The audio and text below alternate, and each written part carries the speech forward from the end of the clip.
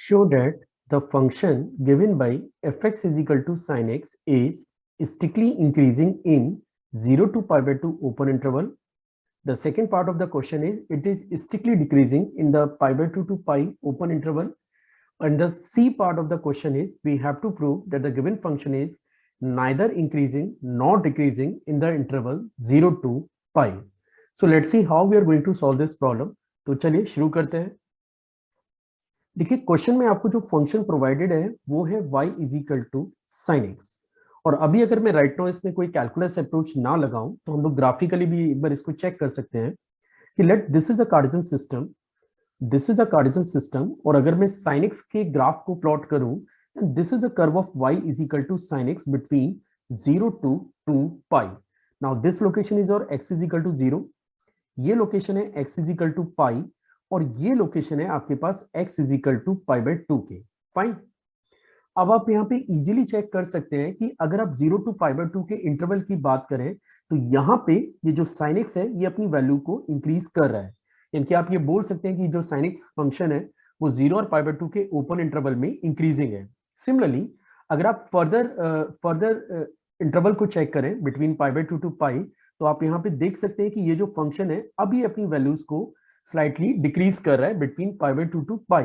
यानी कि हम लोग ये भी क्लेम कर सकते हैं कि the function is strictly decreasing between pi by 2 to pi. और एंटायर इंटरवल की अगर मैं बात करूं, 0 से पाई के इंटरवल की अगर मैं बात करूं, तो क्योंकि इस पूरे इंटरवल में 0 से पाई बाय 2 में ये फंक्शन अपनी वैल्यू को इंक्रीज कर रहा है और पाई बाय 2 से पाई तक अपनी वैल्यू को डिक्रीज कर रहा है, और इसमें दोनों नेचर है, मतलब ये इंक्रीज भी कर रहा है और डिक्रीज भी कर रहा है। तो हम लोग ये बोल सकते हैं the given function is neither increasing not decreasing between 0 to pi.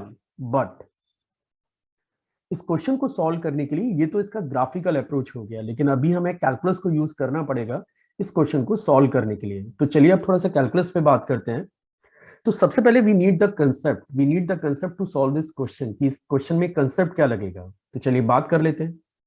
Suppose आपके पास कोई भी एक इंक्रीजिंग कर्व है, लेट मान के चलिए ये मेरे पास एक इंक्रीजिंग कर्व है, और इंक्रीजिंग कर्व के किसी भी रैंडम पॉइंट पे अगर आप एक टेंजेंट बनाते हैं, लेट मैंने यहाँ पे एक टेंजेंट बनाया, तो ये tangent positive direction of x axis से अगर थीटा एंगल इंक्लाइंड है, then theta is always greater than 0 but less than pi by 2, and this condition is for the increasing curve.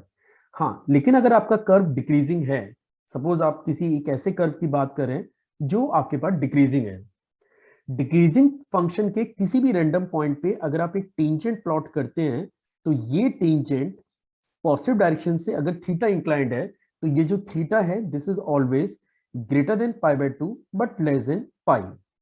अब अगर आप इस चैप्टर पे काम कर रहे हैं तो मैं ये मान रहा हूं कि आपको ये पता होगा कि अगर मैं टेंजेंट ऑफ थीटा की बात करूं, जैसे फर्स्ट केस में अगर मैं टेंजेंट ऑफ थीटा की बात करूं, तो यहाँ पे ये डाटा ग्रेटर देन 0 होगा, क्योंकि फर्स्ट क्वाड्रेंट में टेंजेंट की वैल्यू पॉजिटिव होती है, और सेकंड केस में टेंजेंट की वैल्यू आपके पास लेस देन 0 होगी। हाँ, मैं आपसे बात कर रहा था कि अगर आप कैलकुलस को स्टडी कर रहे हैं तो मैं एक्सपेक्ट कर रहा हूं कि आपको ये बात पता होगा कि dy over dx this is equal to tangent of theta.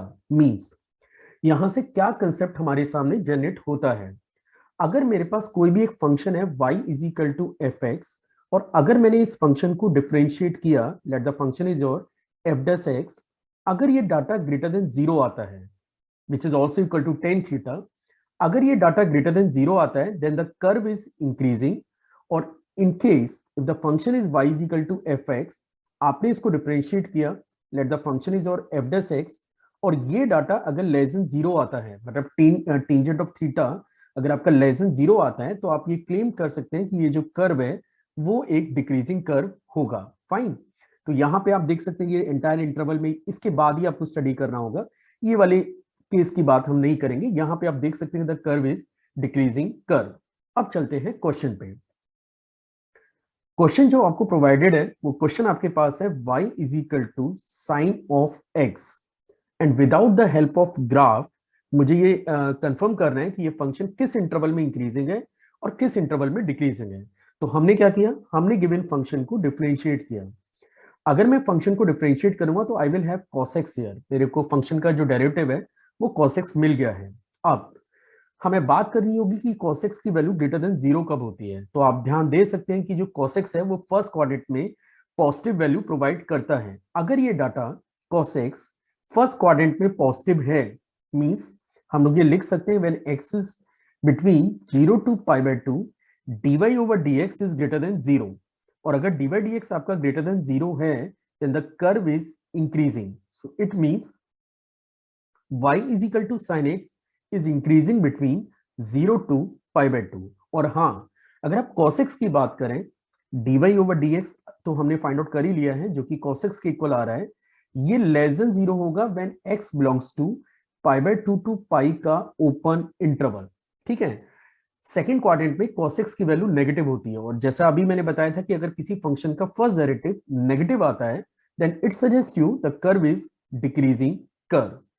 तो 0 टू π/2 में फंक्शन आपका इंक्रीजिंग है और π/2 से पाई में ये फंक्शन आपका डिक्रीजिंग कर्व है। अब जैसा कि अगर आप कंप्लीट इंटरवल की बात करें, बिटवीन 0 टू पाई की अगर मैं बात करूं, बिटवीन 0 टू पाई की अगर अपन बात करें, तो इस एंटायर इंटरवल में क्योंकि फंक्शन पहले इंक्रीज कर रहा है फिर उसके बाद डिक्रीज कर रहा है, और क्योंकि यहाँ पे दोनों नेचर मौजूद हैं, इसलिए हम लोग ये क्लेम कर सकते हैं the given function is neither increasing nor decreasing between 0 to pi.